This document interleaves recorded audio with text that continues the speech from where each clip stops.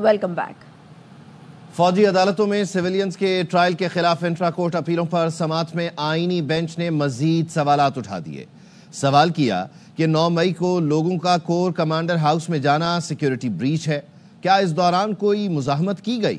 لوگوں کا corps commander house جانا تو سیکیورٹی ناکامی ہے۔ ملٹری کورٹس میں سیویلینز کے ٹرائل کے خلاف انٹرا کورٹ اپیل کی سماعت کے دوران جسٹس حسن اظہر رضوی کے ریمارکس استفسار کیا، کیا 9 مئی کے واقعات میں کسی فوجی افسر کے ملوث ہونے پر ٹرائل ہوا؟ کیسے لوگ بغیر ہتھیاروں کے کور کمانڈر ہاؤس میں پہنچ گئے؟ وکیل وزارت دفاع نے کہا 9 مئی کے واقعے میں کسی فوجی افسر کا ٹرائل نہیں ہوا، مظاہرین پر الزام املاک کو نقصان پہنچانے کا ہے۔ سویلین کا ٹرائل اچانک نہیں ہو رہا، 1967 سے قانون موجود ہے۔ زمانہ امن میں بھی ملٹری امور میں مداخلت پر سویلین کا ٹرائل فوجی عدالت میں ہی چلے گا۔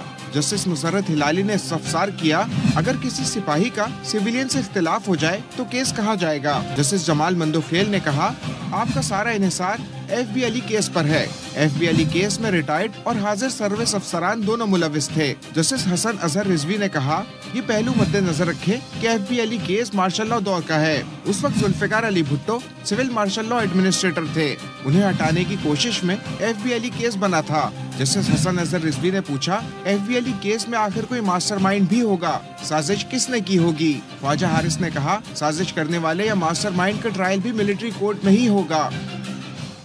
بشرا بی بی کی 26 نومبر احتجاج کے 13 مقدمات میں 7 فروری تک عبوری ضمانتیں منظور کر لی گئیں۔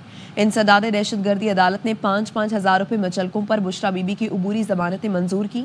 اے ٹی سی جج طاہر عباس سپرا نے فائلیں تیار کر کے نہ آنے پر بشرا بی بی کے وکیل خالد یوسف چودھری پر برہمی کا اظہار کیا۔ وکلا کی جانب سے ملزمہ کا سادہ کاغذ پر دستخط اور انگوٹھا لگوانے پر بھی عدالت نے اظہار ناراضی کیا۔ جج طاہر عباس سپرا نے ریمارکس دیے، ہر جگہ کہتے ہیں وی آئی پی پروٹوکول ملے، ایسا نہیں ہو سکتا، آپ کو انتظار نہیں کرایا، فیصلہ لکھوا رہا تھا وہ چھوڑ کر آپ کی ضمانتوں پر سماعت کر رہا ہوں۔ عبوری درخواست ضمانتیں منظور ہونے کے بعد بشرا بی بی اور جج میں مکالمہ ہوا۔ جج طاہر عباس سپرا نے کہا تھوڑا وقت لگ گیا لیکن قانونی ضابطے پورے کیے۔ بشرا بی بی نے کہا کوئی بات نہیں، ہمارا عدالتوں سے اعتماد اٹھ گیا۔ جج نے ریمارکس دیے جسٹس سسٹم جیسا بھی چل رہا ہے، اگر ختم ہو گیا ہے تو سوسائٹی ختم ہو جائے گی۔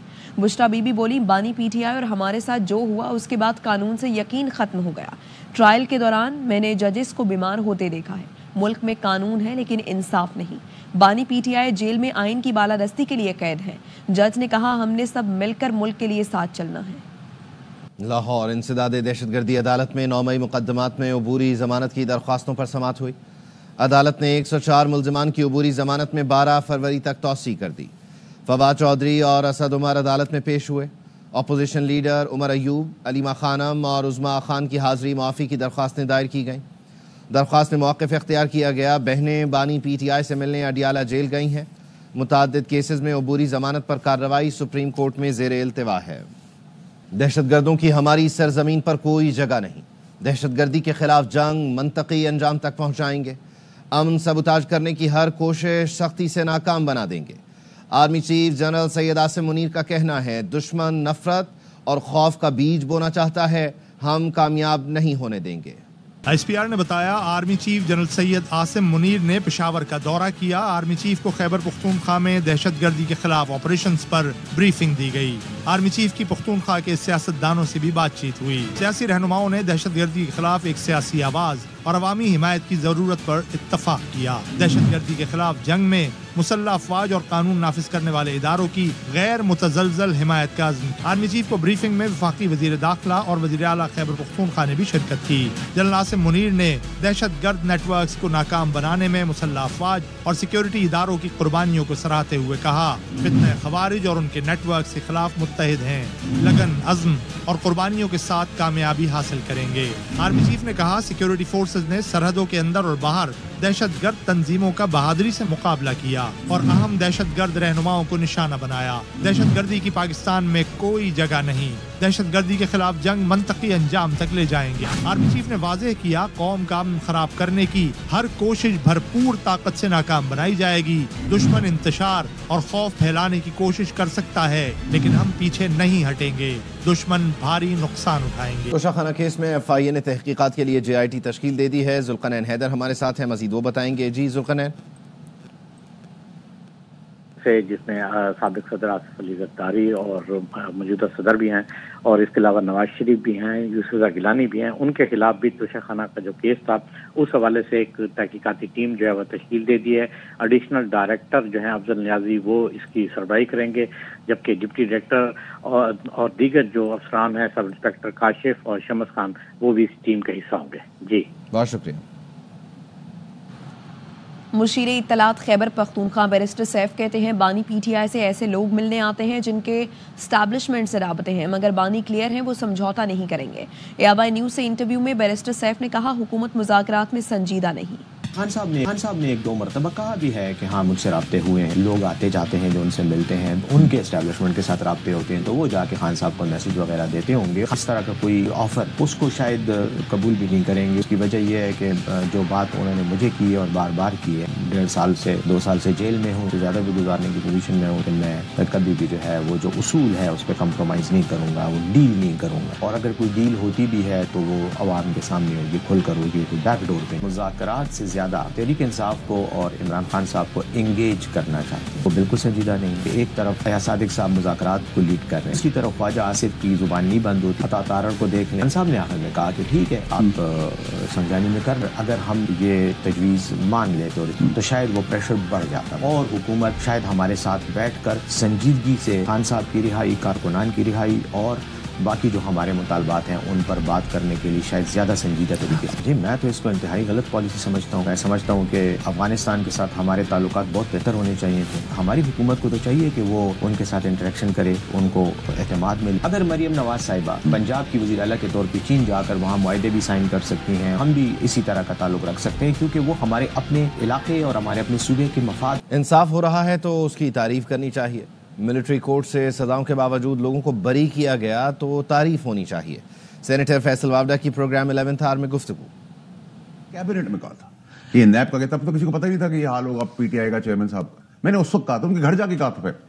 اور اس میں میرے ساتھ ایک وزیر تھے اور وزیر تھے، 3 لوگوں نے آبجیکٹ کیا تھا. فواد چودھری تھا، شیرین مزاری، ہم تینوں نے ریزسٹ کیا. 10 سال ہوگی یا 14 سال ہوگی یا 10 سال ہوگی اور 14 سال ہوگی، 2 لوگوں کو. دونوں کی ہوگی. بشرا بی بی کیوں نہیں ہوگی سر؟ واردات میں اگر کوئی اور شامل نہیں ہے اور جو شامل ہے اس کو نہیں ہوگی، یہ کیسی بات ہے؟ یہ سوال یہ انڈرسٹوڈ سوال، ڈرامہ کر رہے ہیں سارے، سب کو پتا ہے، سب چاہتے بھی یہی ہیں پی ٹی آئی والے.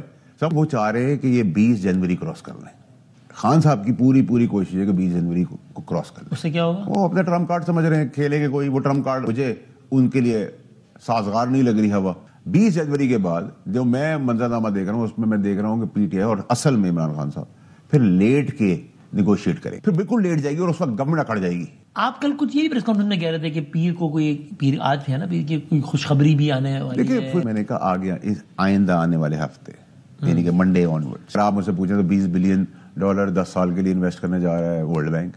اچھا، تو اس کی اناؤنسمنٹ اسی ہفتے جلدی آنے والی ہے. ٹھیک ہے، 20 جنوری سے پہلے اسپیسیفک شہباز شریف صاحب کے تعلقات بڑے اچھے، ٹھیک ہے، اور بڑا جوائنٹلی سب چل رہے ہیں. اور اگر آپ کو ایک ٹیم میں ایک ایسا ممبر مل گیا ہے جو رونالڈو کی طرح لیڈ لے رہا ہے، جب آرمی چیف ہے اور اس کی بہتری پاکستان کو مل رہی ہے، کون ناپسند کرے گا؟ میں اور آپ بھی خوش ہوں گے.